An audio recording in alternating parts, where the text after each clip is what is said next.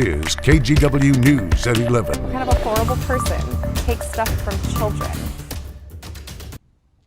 And that's the question Hillsborough police are trying to answer tonight as they work to figure out who broke into a high school band room. They stole $35,000 worth of instruments. Parents and students are sad and frustrated. KGW's Lindsay Nadrich spoke with them tonight. And Lindsay, this is already having a big impact. Yeah, 15 instruments were stolen, so the band won't be able to perform at an assembly tomorrow. And replacing them won't be easy, so everyone is understandably upset. Instead of practicing songs like this, Liberty High School band students spent the day trying to figure out how many instruments were missing. This morning, I was really shocked and frustrated. Now I'm just kind of sad because, I really want my instrument back. Freshman Tori Zenger and junior Isaac Soon are among several students who had their instruments stolen. And it was just, it was horrible. We can't even feel safe putting our instruments in our own room anymore. For now, practices and performances are on hold. Hillsborough police say the man in this surveillance photo somehow got into the school overnight and stole more than $35,000 worth of band instruments. There's no clear signs of forced entry to the school, so we're trying to figure out how they got into the school. The thief left the instrument cases behind, but took 8 flutes, 3 saxophones, 2 clarinets, a trumpet, and a bass guitar. The thief just put all the instruments in the garbage can and rolled them out into the street, and I don't know where they are now. As police investigate, parents are trying to figure out what to do. Seeing my child devastated like that because her flute was stolen, it kills me. Sheila Lindsay says her daughter's flute alone cost $1,000. So replacing these won't be easy. What about the families who can't afford to get a new instrument, who can't afford to go and rent a new instrument? You know, there are some out there that maybe these were gifted to them. They can't afford to go and get a new one. So what are those kids supposed to do? If you recognize the man in that photo or know anything about this, call Hillsborough Police. Everyone also told me they're keeping an eye on Craigslist and other websites to see if any of the instruments pop up for sale. If you see an instrument online being sold without a case or it seems strange, call police to report it so they can check it out. Back to you. We sure hope they can solve this case. Thank you, Lindsay.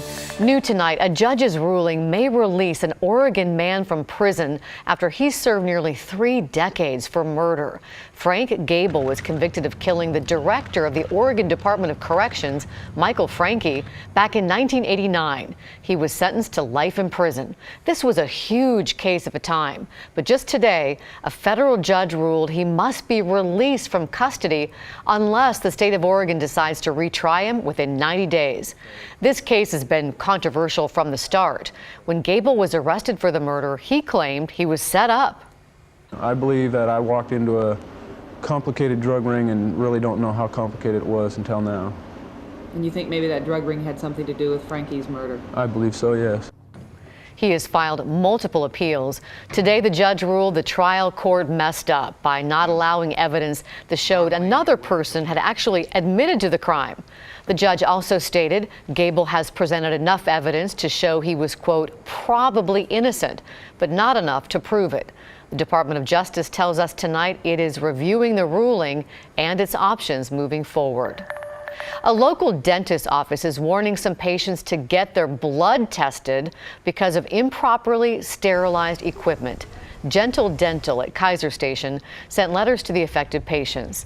The letter says a team member discovered the office's sterilization procedures may have been compromised. It happened on March 25th and 26th.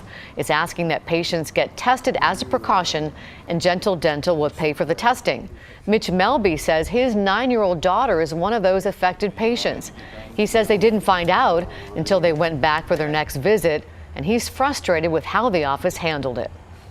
First of all, I would have liked to know right off the get-go. I would have liked a phone call or something right off the get-go so I could take her in. You know, the way they handled it, they didn't contact us.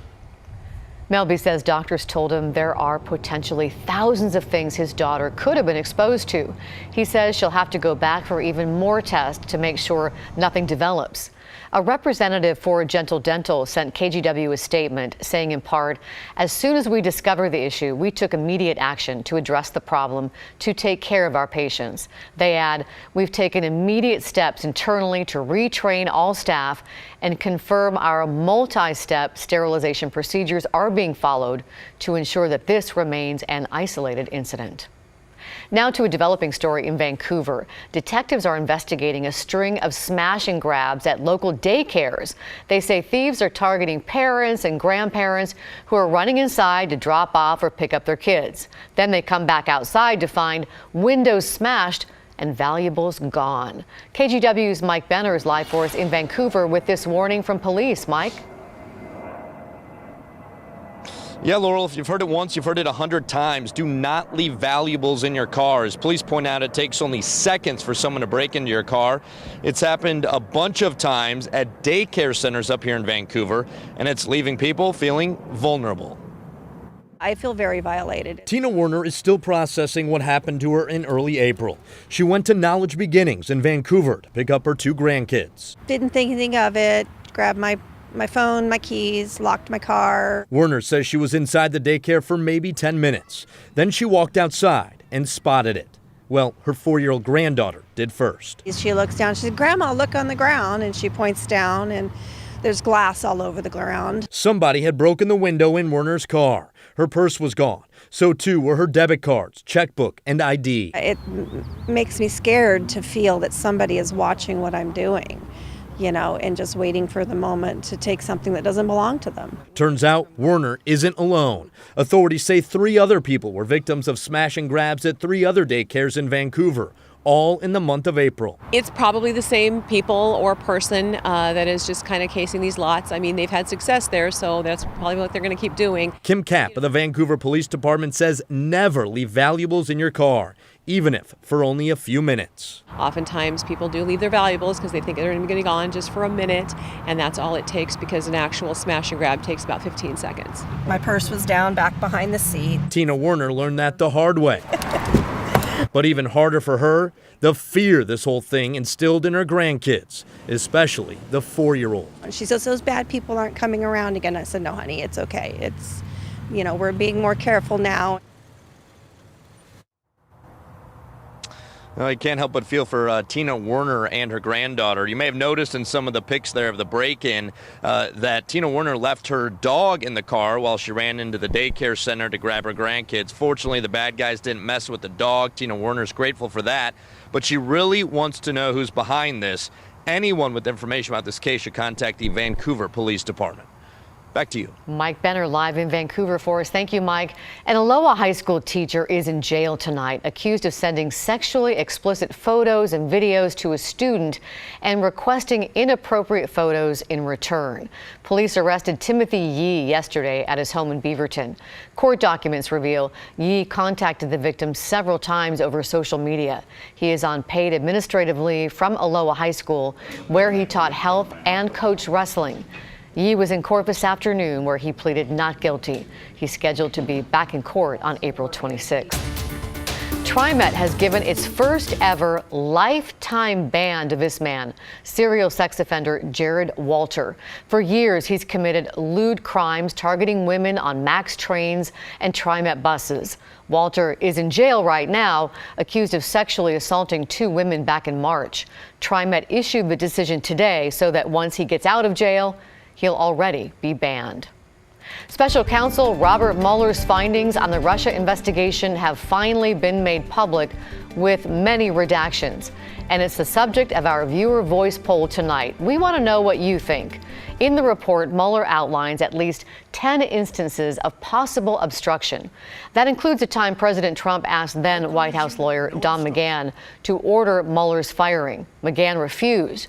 Mueller specifically wrote that his report does not exonerate the president when it comes to obstruction and suggested Congress should decide.